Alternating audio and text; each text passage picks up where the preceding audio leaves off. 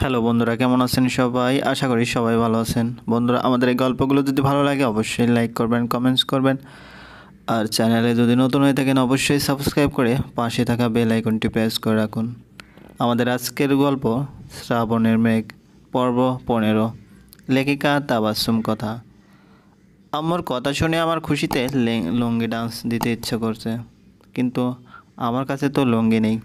চোখ বন্ধ করে কল্পনাতে আব্বুর একটা লুঙ্গি এনে দিলাম ইচ্ছা মতো। কতক্ষণ লুঙ্গি ডান্স। আতিকা পুপি আম্মুকে ডাকায় আম্মু আমার ঘর ছেড়ে চলে গেলেন। এখন আর কল্পনা নয়, এখন সত্যি নাচ হবে। বেশ কিছুক্ষণ নাচার পর ক্লান্ত হয়ে হাত পা ছড়িয়ে দিয়ে বিছানার সাথে লেপ্টে গেলাম। আজ আমার নতুন এক পরিচয় হয়েছে। আজ থেকে নীলের বউ আমি। নীল আমার স্বামী। ভাবতেই কেমন সুরসুরি লাগে। শীত হয়ে শুয়ে সিলিং ফ্যানের ঘূর্ণায়ন দেখছিলাম আর লজ্জায় লাল হচ্ছিলাম। তখন টুংটাং শব্দ করে মোবাইলে একটা মেসেজ এলো। মেসেজের নামটা দেখেই আমার ঠোঁট দুটো একাই প্রসারিত হয়ে গেল। নীল স্যার মেসেজ দিয়েছে। যদিও আজ থেকে উনি আমার স্বামী, মেসেজটা পেয়ে যতটা খুশি হয়েছিলাম ওপেন করে ততটাই হতাশ হলাম। জলদি পড়তে বস, একদম টাইম ওয়েস্ট করবি না, এতটুকুই লেখা ছিল মেসেজে। বিয়ে হয়েছে কোথায়, একটু রোমান্টিক মেসেজ করবে তা না করে এই মেসেজ করেছে। ইচ্ছে করছে মোবাইলটা ওই নীলের বাচ্চার মাথার উপর আছাড় মারি, কিন্তু এখন মোবাইল ভাঙলে আমারই লস। তাই মোবাইলটা বিছানায় রেখে দিয়ে নিজেকে পড়ার টেবিলে নিয়ে গেলাম। রাতে খাবার টেবিলে সবাই একসাথে বসে খাবার খাচ্ছি। আদনান ভাইয়া আমার ঠিক সামনের চেয়ারে বসে আছেন আর বারবার আর চোখে আমার দিকে তাকাচ্ছেন। যদিও ব্যাপারটা বেশ অস্বস্তিকর, তবুও মনের মধ্যে একটু শান্তি আছে ভেবে যে ফুপু আম্মু নীতিকে পছন্দ করেছেন। আর এমনিতেও আমি এখন অন্য কারো বিবাহিতা স্ত্রী। আমাকে তো আর আদনান ভাইয়া বিয়ে করতে পারবেন না। কিশোর, আজকে আদনানের জন্য একটা মেয়ে পছন্দ করেছি, আতিকা বেগম বললেন। আতিকা বেগমের কথায় খাওয়ার মাঝেই বিষম খেলেন কিশোর সাহেব। এভাবে হঠাৎ করে এই ধরনের কোনো কথা শুনতে হবে তার, সেটা সে ভাববেনি। কোন মেয়ে আপা? কিশোর সাহেব বললেন। মেয়েটাকে তুই চিনিস, আমাদের কথার ছোটোবেলার বান্ধবী, নাম নিতু।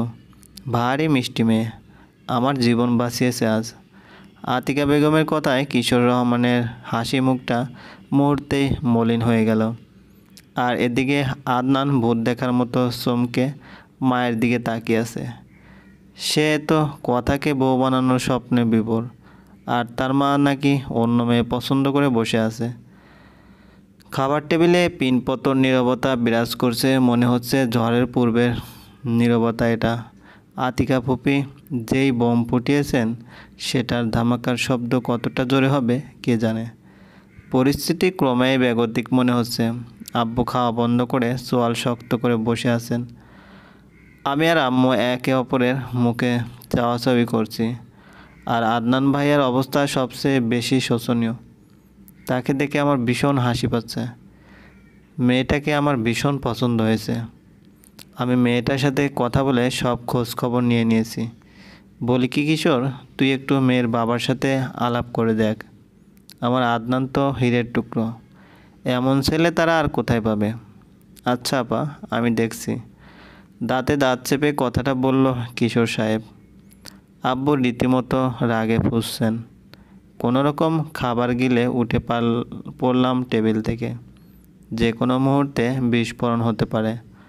আমার এখানে না থাকাই শ্রেয়। ফ্রেশ হয়ে টি শার্ট আর প্লাজো পরে ওয়াশরুম থেকে বেরোতেই কেউ পিছন থেকে কোমর জড়িয়ে ধরল। এমন আকস্মিক আক্রমণে আমি ভয় পুরোই ফ্রিজ হয়ে গেছি। হাতটাও অসম্ভব দ্রুত বিট হচ্ছে। রাত এখন কম করে হলেও 10টা বাজে।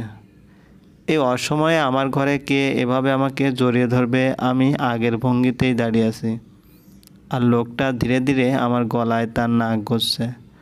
এতক্ষণে লোকটার স্পর্শ আমার কাছে পরিচিত পেল। আগন্তুকটা আর কেউ নয়, আমার স্বামী নীল।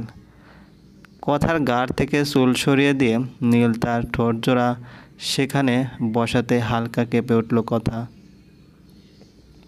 নীলের ঠোঁটজোড়া কথার গলা আর কাঁধে বিচরণ করছে। কথা চোখ মুখ খিচে ধরে রেখেছে, হয়তো লজ্জা পাচ্ছে সে। নীল কথার টি শার্ট খানিকটা উঁচু করে কথার নগ্ন পেটে হাত রাখতেই কথা চট করে চোখ খুলে ফেলে। নীলকে হালকার উপর একটা ধাক্কা দিয়ে কিছুটা দূরে সরে দাঁড়ালো কথা। লজ্জায় লাল হয়ে গেছে কথা, সেই সাথে কপালে জমা হয়েছে বিন্দু বিন্দু ঘাম। মাথা নুয়ে দাঁড়িয়ে আছে কথা নীলের সামনে। কথার এই অবস্থা দেখে নীলের খুব হাসি পাচ্ছে।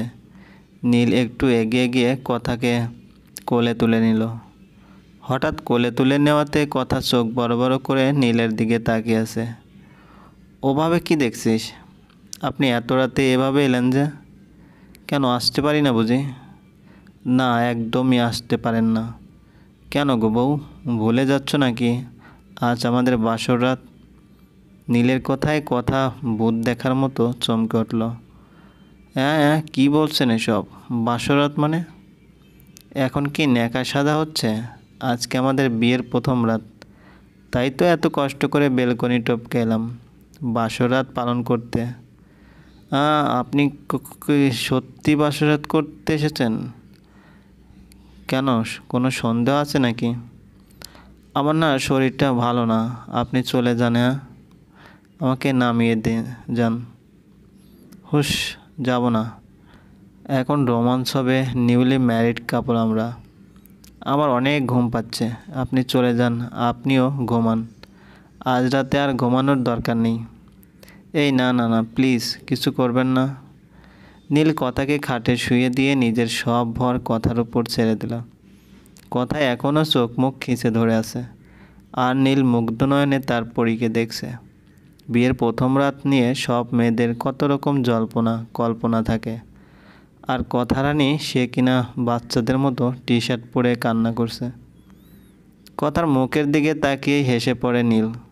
কিছুক্ষণ নেশা ধরানো দৃষ্টিতে কথার দিকে তাকিয়ে থেকে কথার ঠোঁট দুটো নিজের ঠোঁট দিয়ে চেপে ধরে নীল। প্রথমে কথা হালকা বাধা দিলেও একটু পরে শীতল হয়ে যায়। নীলের ভালোবাসায় সাড়া দিয়ে কথাও নীলকে আঁকড়ে ধরে। বেশ কিছুক্ষণ এভাবে থাকার পর হঠাৎ কথা নীলের টি শার্টের বোতাম খুলতে গেলে নীল কথার ঠোঁট ছেড়ে দিয়ে নিজেকে কথার উপর থেকে সরিয়ে নেয়। নীলের হঠাৎ এভাবে সরে যাওয়ার মানে না বুঝতে পেরে কথা জিজ্ঞাসু দৃষ্টিতে নীলের দিকে তাকায়। নীল একটা রহস্যময় হাসি দিয়ে কথাকে বুকে নিয়ে শুয়ে পড়ে।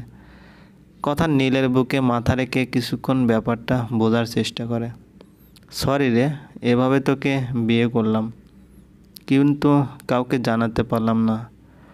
জানি তুই আমার উপর ভীষণ রাগ করেছিস, কিন্তু বিশ্বাস কর, এভাবে হুট করে তোকে বাড়িতে নিলে আরও বড় ঝামেলা হবে, যেটা আমি চাই না। তোকেও হারাতে চাই না। এজন্য কিছুদিন সময় দে, সব ঠিক করে দেব। ওপাশ থেকে কথার কোনো সাড়া না পেয়ে নীল কথার মুখের দিকে তাকিয়ে দেখল কথা ঘুমের রাজ্যে হারিয়ে গেছে। নীল একটা মুচকে হাসি দিয়ে কথাকে শক্ত করে জড়িয়ে ধরে ঘুমিয়ে পড়ল। চলবে বন্ধুরা, আমাদের এই গল্পগুলো যদি ভালো লাগে অবশ্যই লাইক করবেন, কমেন্টস করবেন, আর চ্যানেলে যদি নতুন হয়ে থাকেন অবশ্যই সাবস্ক্রাইব করে পাশে থাকা বেল আইকনটি প্রেস করে রাখুন। ধন্যবাদ, ভালো থাকবেন।